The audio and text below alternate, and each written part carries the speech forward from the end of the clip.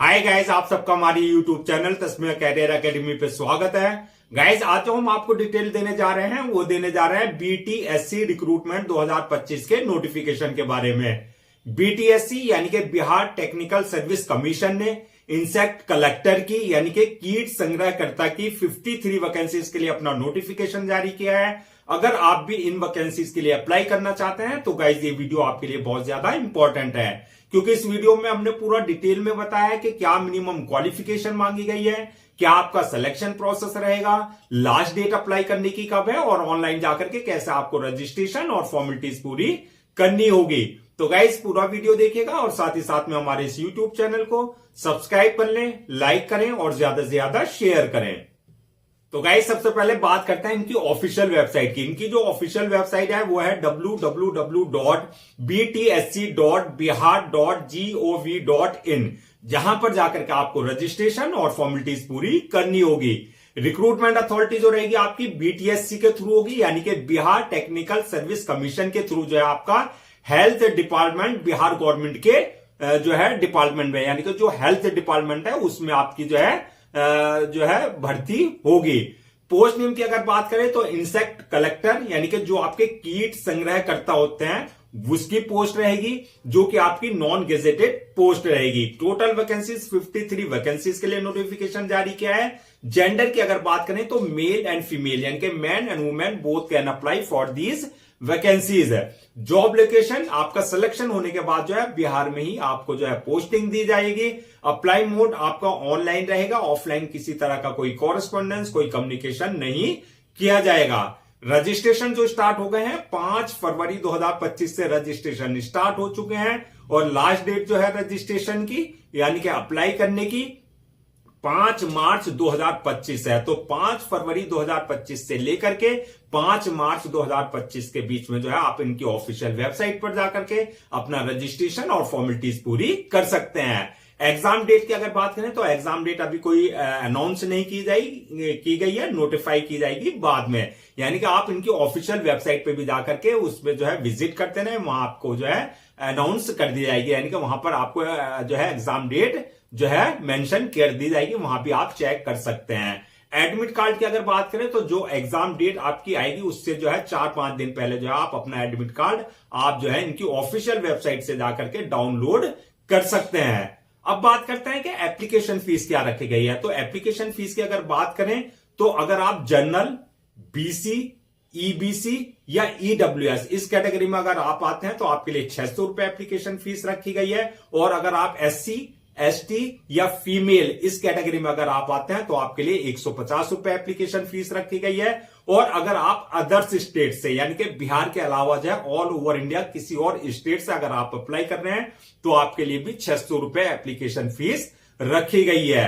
Payment mode की बात करें यानी कि जो आपकी एप्लीकेशन फीस है तो उसका ऑनलाइन रहेगा, यानी कि at the time of registration आप अपने डेबिट कार्ड, अपने credit card, net banking, UPI, IMPS या जो अदर्स मोड वहां पर होंगे उसके थ्रू जो है आप अपनी एप्लीकेशन फीस अपनी जो है कैटेगरी के अकॉर्डिंग जो है डिपॉजिट कर सकते हैं।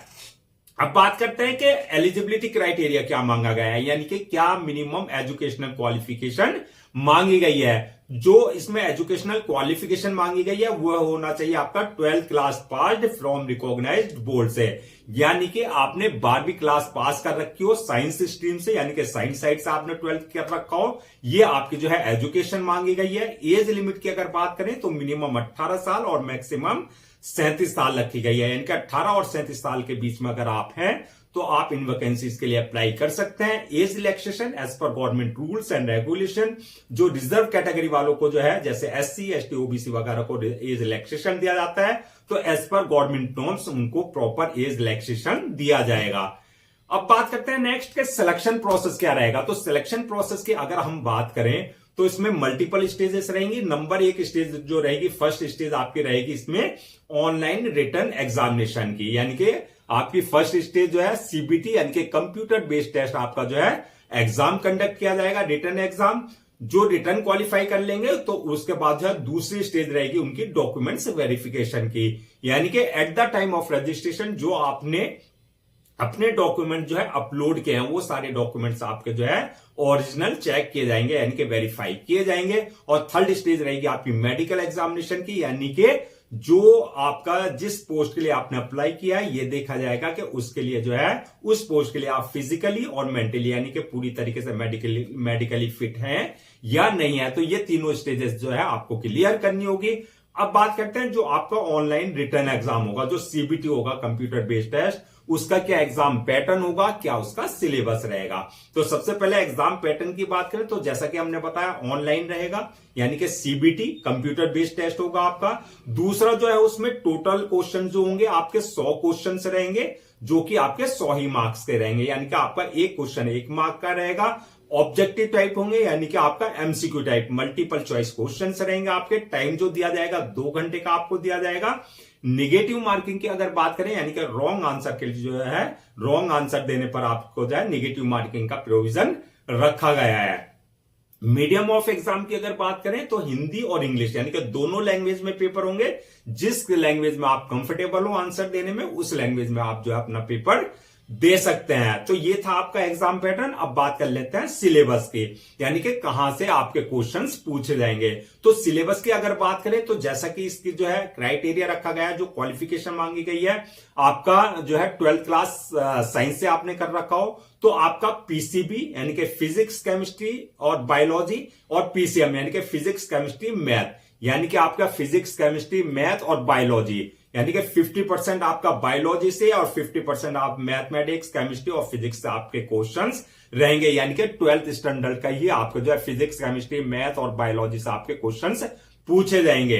अब बात करते हैं नेक्स्ट के आपका जो है फाइनल मेरिट लिस्ट किस बेसिस पे बनेगी। तो फाइनल मेरिट लिस्ट की अगर बात करें तो on the basis of your return examination, यानी कि जो आपने रिटर्न एग्जाम में अपने मार्क्स ऑब्टेन किए हैं उस बेसिस पे आपकी जो है फाइनल मेरिट लिस्ट तैयार की जाएगी। सैलरी की अगर बात करें तो सैलरी जो है रहेगी, इसमें जो है आपका 20,200 तक आपकी जो है पर मंथ सैलरी रहेगी। अब बात कर लेते हैं कि जो आपकी ये 53 वैकेंसीज है, कैटेगरीज वाइज अगर हम बात करें तो किस कैटेगरी के लिए कितनी वैकेंसीज रिजर्व रखी गई हैं। तो अगर आप जनरल में आते हैं तो आपके लिए 18 वैकेंसीज रिजर्व रखी गई हैं, एससी वालों के लिए 10 रखी गई हैं, एसटी वालों के लिए 1 वैकेंसीज है, ईडब्ल्यूएस वालों के लिए यानी कि इकोनॉमिकली वीकर सेक्शन वालों के लिए 5 वैकेंसीज है, ईबीसी वालों के लिए यानी कि एक्सट्रीमली बैकवर्ड क्लास वालों के लिए 11 वैकेंसीज है, बीसी यानी कि बैकवर्ड क्लासेस वालों के लिए 6 वैकेंसीज है, और बीसी यानी कि बैकवर्ड क्लासेस फीमेल के लिए 2 वैकेंसीज जो है रिजर्व रखी गई हैं। इस तरीके से आपकी 53 वैकेंसीज जो है फिल की जाएगी। अब बात करते हैं कि अप्लाई करने से पहले क्या क्या आपको सारे डॉक्यूमेंट्स अपने रेडी रखने हैं। तो डॉक्यूमेंट्स की अगर बात करें, जो आपकी एकेडमिक क्वालिफिकेशन है यानी कि आपकी 10th की मार्कशीट, आपका सर्टिफिकेट, 12th की मार्कशीट, उसका सर्टिफिकेट, ये सारे जो है आपके पास जो है सर्टिफिकेट आपके जो है रेडी होने चाहिए, यानी कि स्कैन कॉपी करा करके आपको पहले से रेडी रखने हैं। दूसरा आपका बर्थ सर्टिफिकेट, यानी कि 10th की मार्कशीट में अगर आपका जो है डेट ऑफ बर्थ मेंशन नहीं है तो आपका जो है बर्थ सर्टिफिकेट आपके पास जो है रिलीवेंट आपके जो है कंसर्न अथॉरिटी से आपके पास होना चाहिए। इसके अलावा डोमिसाइल सर्टिफिकेट, इसके अलावा जो है आपका कास्ट सर्टिफिकेट, यानी कि एससी एसटी ओबीसी वगैरह का अगर आप किसी तरह का कोई रिजर्वेशन ले रहे हैं तो आपके पास जो है कास्ट सर्टिफिकेट कंसर्न अथॉरिटी से आपके पास होना चाहिए।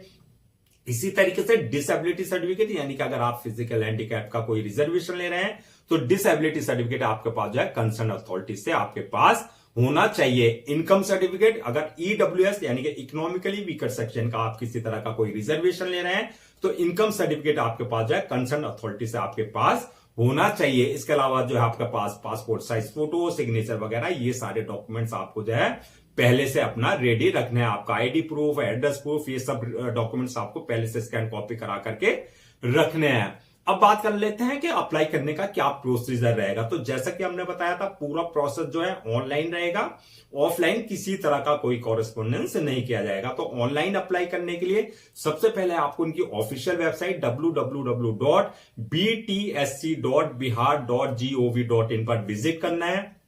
वहां विजिट करने के बाद जो है जब आपका होम पेज आएगा वहां अप्लाई ऑनलाइन लिंक पे आपको अप्लाई करना है। वहां क्लिक करना है। वहां क्लिक करने के बाद जो है, अगर आपने इनके पोर्टल पर अपने आप को पहले से रजिस्टर्ड नहीं करा रखा है तो न्यू यूजर पे जाकर के आपको अपने personal details, valid email ID और मोबाइल नंबर डाल करके अपना जो है वहां अपने आप को रजिस्टर करा लेना है, यानी कि यूजर नेम और पासवर्ड आपको जनरेट करना है जो आपके क्रेडेंशियल होंगे। अगर ऑलरेडी आपने इनके पोर्टल पर अपने आप को रजिस्टर करा रखा है तो आपके पास ऑलरेडी यूजर नेम, पासवर्ड होंगे, यानी कि क्रेडेंशियल होंगे। उन क्रेडेंशियल से आपको लॉगिन करना है। लॉगिन करने के बाद आपका फॉर्म आएगा, उस फॉर्म को आपको पूरा फिल करना है, जहां पर आपकी पूरी पर्सनल डिटेल्स मांगी जाएगी। आपका नाम, फादर नेम, मदर नेम, आपके डेट ऑफ बर्थ, आपकी एकेडमिक क्वालिफिकेशन, ये सारी चीजें आपको जो है वहां प्रॉपर एक्यूरेट फिल करनी है। और जब आप डिटेल्स फिल कर देंगे उसके बाद नेक्स्ट ऑप्शन आएगा आपके पास जो है अपलोड योर डॉक्यूमेंट्स का, यानी कि जो आपके सारे डॉक्यूमेंट्स हैं वो सारे आपको डॉक्यूमेंट्स अपने अपलोड करने हैं। डॉक्यूमेंट्स अपलोड करते वक्त इस बात का ध्यान रखना है, जो एक उनका प्रेस्क्राइब्ड फॉर्मेट है यानी कि डायमेंशन है, उसी के अकॉर्डिंग आपको सारे फॉर्मेट, उसी फॉर्मेट में आपको सारे डॉक्यूमेंट्स अपलोड करने होंगे।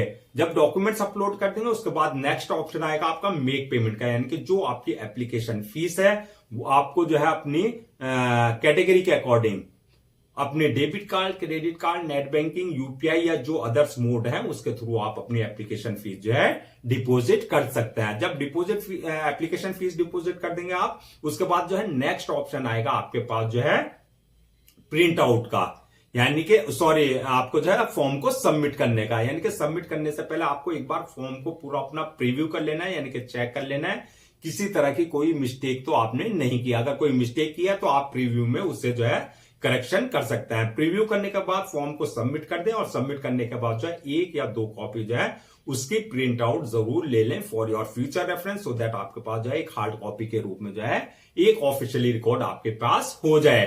तो गाइज ये थी आपकी Bihar technical service commission recruitment 2025 के नोटिफिकेशन की डिटेल। आई होप आपके सारे डाउट्स क्लियर हो गए होंगे। अगर अब भी आपको किसी तरह का कोई डाउट है या आपकी कोई क्वेरी है या आपका जो है कोई कंफ्यूजन है तो आप जो है हमें कमेंट सेक्शन में आप हमसे पूछ सकते हैं, हम उसका रिप्लाई जरूर देंगे। मैं एक बार फिर से आपको रजिस्ट्रेशन डेट और लास्ट डेट क्या है रजिस्ट्रेशन की वो रिमाइंड करा देता हूं, सो दैट आप उसे नोट डाउन कर लें। रजिस्ट्रेशन जो स्टार्ट हो गए हैं 5 फरवरी 2025 से स्टार्ट हो चुके हैं और लास्ट डेट जो है रजिस्ट्रेशन की 5 मार्च 2025। तो 5 मार्च 2025 से पहले पहले आपको इनकी ऑफिशियल वेबसाइट पर जाकर के अपना रजिस्ट्रेशन और फॉर्मेलिटीज पूरी कर लेनी है। गाइज हम आपके लिए जितने भी गवर्नमेंट जॉब्स हैं या गवर्नमेंट एग्जाम्स हैं उससे रिलेटेड जितने अपडेट्स होते हैं उस पर पूरा वीडियोस लेकर के आते हैं। इसके साथ साथ जो है आपके लिए जो है प्रॉपर कैरियर गाइडेंस पे वीडियोस लेकर के आते हैं। अगर आप भी चाहते हैं कि आपको प्रॉपर कैरियर गाइडेंस मिलती रहे और इसके साथ साथ जो है आपको गवर्नमेंट जॉब्स और गवर्नमेंट एग्जाम्स के पूरे अपडेट्स मिलते रहे, तो आप लोगों से मेरी रिक्वेस्ट है आप हमारे इस यूट्यूब चैनल को सब्सक्राइब कर लें, लाइक करें और ज्यादा से ज्यादा शेयर करें।